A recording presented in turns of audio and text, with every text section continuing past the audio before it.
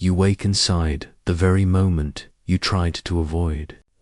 The room breathes before you do, exhaling a thick, humid air, almost viscous, as if someone had sealed the windows with coagulated fear. Every eye turns toward you, falling against your skin like warm needles. They don't touch you, but they open you. And you, trapped in the center, feel your own pulse punching against your ribs, a frantic drum you cannot silence. Your body is useless here. Your muscles tremble like loose wires, sparks from a machine that no longer remembers how to stand. Your breath becomes a stolen artifact. You search for it, but it refuses to return. And in that heavy, suffocating pause, a question slips between your thoughts like a hidden blade. Why do some people remain untouched when everything collapses? Because the room, this faceless creature, wants only one thing: your weakness. It feeds on the tremor, the hesitation, the moment your gaze lowers and your certainty fractures. You feel it circling you, tasting the air around your spine, calculating the exact point where you might break. But listen, this is where the forbidden truth begins. Mental dominance is not born from strength, but from ruin. It begins in the instant you accept that you've already lost, and choose to rebuild yourself from the ashes of fear. Calmness, that sacred creature others boast about as if it were instinct, is nothing but a construction, an internal architecture hidden from the world. And as the room keeps watching you, something inside you whispers that control doesn't start here. It starts long before any confrontation ever reaches you. You descend inward, as if someone had opened a hidden hatch beneath your ribs. Down there, in the quiet machinery of your body, anxiety reveals itself not as chaos, but as architecture, ancient, primitive, older than your name. You see it, a labyrinth of rusted gears grinding in the dark, each tooth sharpened by centuries of survival. None of it wants to hurt you, and yet every piece is designed to overreact, to pull alarms long before danger arrives. This is the horror nobody warns you about. The enemy isn't outside the room anymore. It lives under your skin, humming like a faulty engine, leaking dread into your bloodstream with mechanical precision. Fear stops feeling personal. It becomes procedural, a system firing exactly as it was built to. And here, the philosophical shift begins. If panic is just a reflex, then what does that make you? A puppet of biology, a passenger dragged through your own nerves, or something else? Because reflexes, unlike fate, can be interrupted, sabotaged, rewired from within. This is the forbidden truth. Calmness isn't a gift. It's an act of rebellion, a deliberate interference in the machinery that wants you trembling. Dominance begins not with crushing others, but with negotiating with the monster curled inside your chest, the one that rises every time eyes turn toward you.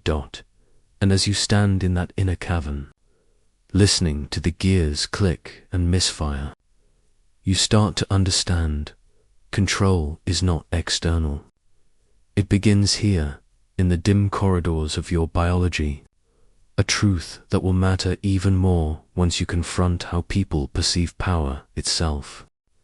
You rise from the inner machinery of your body only to discover a new battlefield waiting for you, the eyes of others.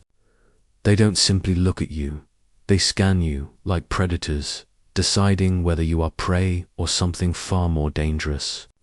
In a fraction of a second, without logic, without fairness, they assign you a role: strong, weak, irrelevant, threatening. Humans pretend to be rational, but their judgments are carved from instincts older than language. They read your posture the way ancient warriors read smoke signals. They measure the stillness of your hands, the weight of your breath, the angle of your silence. Every detail becomes a mask you wear, not chosen, but interpreted. A mask that decides whether the world yields to you or steps on your throat, and the truth turns darker. People are walking mirrors, each one reflecting back a distorted version of you. They punish hesitation as if it were a crime. They reward certainty even when it's a lie. They bow to presence, not merit, to tension, not truth. You start to realize that dominance is not something you impose by force. It is something others feel from you, a sensation, a vibration, a shadow stretching behind your name. Power is not declared.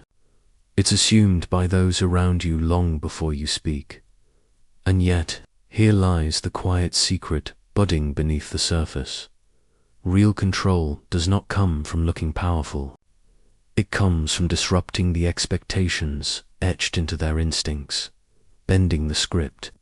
They think they've already written about you, a disruption that begins slowly, with the unsettling art of moving against the rhythm they expect. In every tense moment, there is a paradox that almost feels like a glitch in reality. The slowest person in the room becomes the one everyone orbits around. It shouldn't make sense. Panic demands speed, demands scrambling, demands bodies reacting like startled animals. Yet when you move slowly, deliberately, unnaturally, something shifts in the collective instinct of the room. Slow movement feels wrong to the eyes of fear. It looks predatory, like the quiet glide of a creature that has no reason to hurry because it already knows how this ends. Your gestures stretch, your breath settles, and suddenly the frantic energy around you collapses in on itself. People recalibrate without knowing why. Their instincts whisper, who moves this slowly when the world is burning? Someone who is not afraid. You begin to sense it, the gravity of the room changing, tilting toward you instead of away. The hunted feeling fades. The eyes that once pierced you now hesitate, held in place by a rhythm they do not recognize. Slowness bends the social script, forcing others to match your tempo or fall out of sync with reality itself. Philosophically, slowness becomes a weapon, a refusal to obey fear's velocity, a rebellion against the instinct to collapse inward. You are no longer chasing control. You are creating the conditions for it. And as your movements soften into that eerie, deliberate calm, another truth emerges. If slowness can break the rhythm of a room, silence can shatter its spine entirely. Asterisk. Silence is the most dangerous blade you will ever hold, not forged from metal, but carved from pure absence. You unsheathe it simply by refusing to speak, and the moment you do, the air tightens as if something sharp has been drawn into the space between you and everyone else. Silence slices differently than words. It doesn't cut outward, it cuts inward. It forces others to hear the tremor in their own voice, to meet the weight of their own thoughts. Humans fear emptiness more than confrontation. They rush to fill it, spilling explanations, excuses, confessions that were never asked for. In a world addicted to noise, your quiet becomes a threat. And in that threat, you begin to see something unsettling. Silence doesn't just reveal others. It unravels them. You are still defying instinct. Every fiber of your body wants to jump in, to reassure, to smooth the jagged edges of tension. But when you resist, when you let the silence grow teeth, the balance shifts. The void you leave behind becomes a mirror they cannot look away from. Their discomfort rises. Their certainty fractures. The asymmetry becomes undeniable. They are drowning in the very space where you are learning to breathe. And here, The taste of real control enters your mouth like something metallic, heavy, inevitable, but not clean. Because silence is not a gentle instrument. It wounds even when you do not intend to. It exposes weakness, reshapes conversations, and quietly rearranges the hierarchy between two hearts. Yet the blade you hold cuts both ways. For if silence destabilizes others, attention, their eyes, their judgment, their hunger can just as easily destabilize you. Attention hits you like weather, sudden, merciless, impossible to bargain with. The moment eyes turn toward you, they stop being eyes at all. They become lanterns slicing through your skin, peeling back layers you thought were hidden. You feel exposed, flayed open by nothing more than observation, and the old machinery inside your chest reacts instantly. Breath stutters, muscles tighten, fear rises like a storm you cannot outrun. You've felt this your whole life. Everyone has. The terror of being seen is a universal wound stitched into our biology long before language existed. To be watched is to be hunted. To be noticed is to risk being judged, measured, diminished. But here lies the twist most people never uncover. You crumble because you resist the gaze. You tense against it. You try to hide, shrink, escape its heat. And in doing so, you let it penetrate deeper. You let their eyes decide who you are. Yet there is another path, quieter, stranger, almost unnatural. You let the gaze move through you instead of into you. You stop treating attention as a blade and begin treating it as wind, something that passes, something that touches but does not claim. You don't fight it. You absorb it. You let it flow around your ribs, across your breath, through your shoulders. And in that surrender, something shifts. Dominance stops looking like invincibility and starts looking like resilience. The strength to stand exposed without collapsing. Soon. You will learn the ritual that makes this possible. The silent grounding that anchors you when the storm rises again. There is a moment, small, almost invisible, that exists just before you speak, decide, or confront. A moment most people rush through without noticing. But dominance lives there, in that sliver of time where fear tries to yank you out of your own body. This is where the ritual begins. A ritual so subtle no one sees it, yet powerful enough to anchor you against the rising tide of panic. You inhale once, not deeply, just deliberately. Your spine lifts a fraction, your shoulders loosen, your feet find the ground again. Breath, posture, intention, 3 threads weaving into a single silent command whispered from the core of your being. Stay here, because fear doesn't just make you shake. It makes you leave yourself. It sends your mind spiraling into possible futures, imagined failures, phantom catastrophes. Grounding is the act of dragging your spirit back into the room, tying your shadow to your ribs so it can't flee when attention burns to hot dot. And as you perform this quiet ritual, the world around you seems to slow. The storm of eyes loses its claws. Your voice, even before you speak, begins to exist with a weight it didn't have moments before. For the first time, you feel the faint outline of real control, not over others, but over the trembling kingdom inside your chest. But the narrator leans closer, whispering a warning. Grounding alone is not enough. Calmness becomes power only when paired with an understanding far darker, the fragile, brittle architecture hidden in other minds, and that truth waits just ahead. When you finally look outward again, you see people differently, not as towers of judgment, but as trembling architectures barely holding themselves together. Most humans are fragile in ways they would die before admitting. Their anger is only fear wearing a louder costume. Their confidence is stitched together from doubt they never learned to tame. Their certainty is often nothing more than chaos wrapped in a steady tone.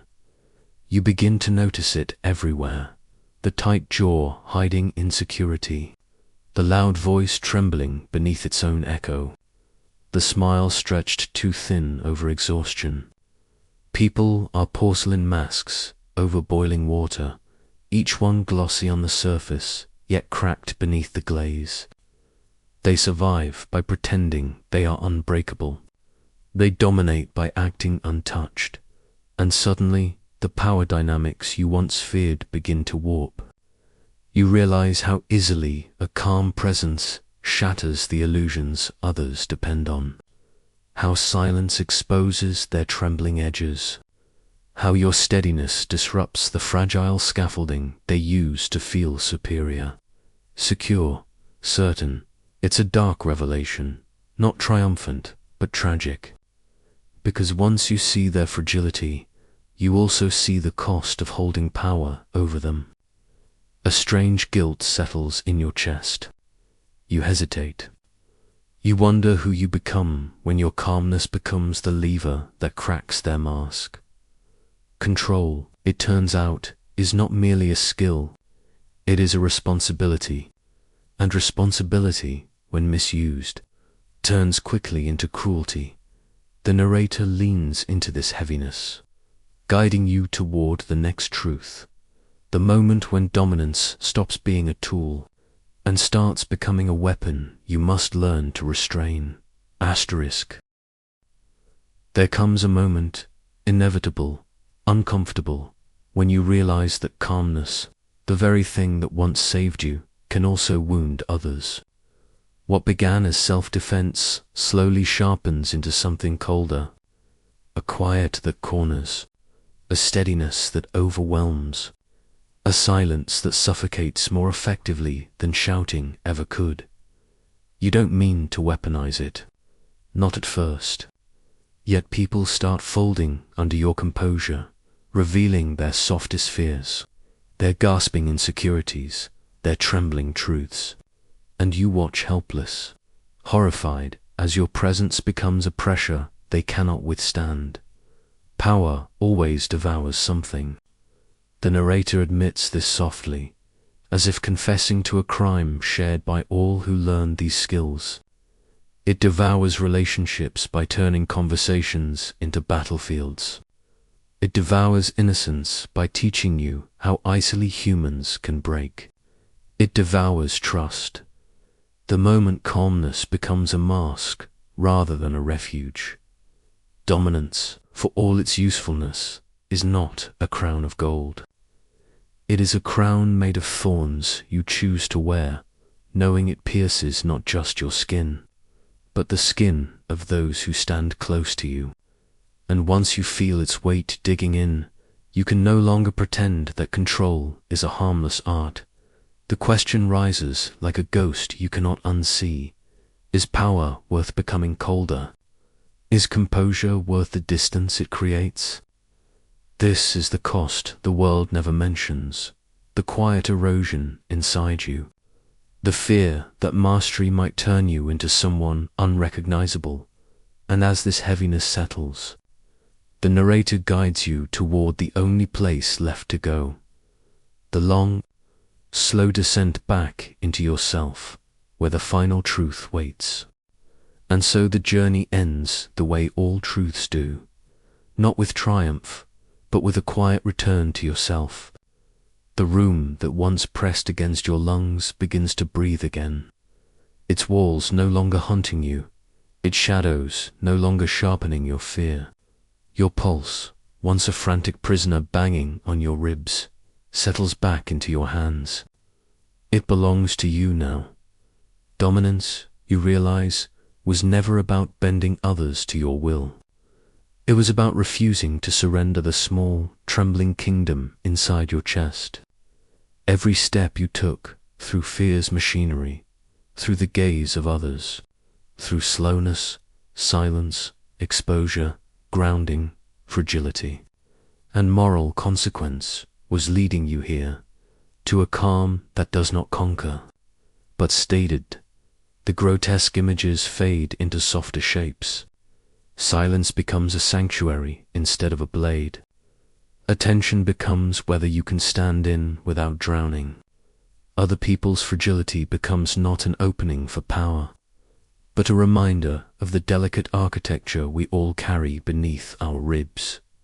Calmness is no longer a weapon you wield, nor a mask you wear. It becomes a refuge, a place you can return to when the world claws at your throat, when panic scratches at the door, when the old fears try to drag you under, and the narrator, almost whispering now, leaves you with a truth that unsettles more deeply than any horror that came before. The greatest battles are not fought in rooms filled with eyes, but in the silent corridors of your own mind.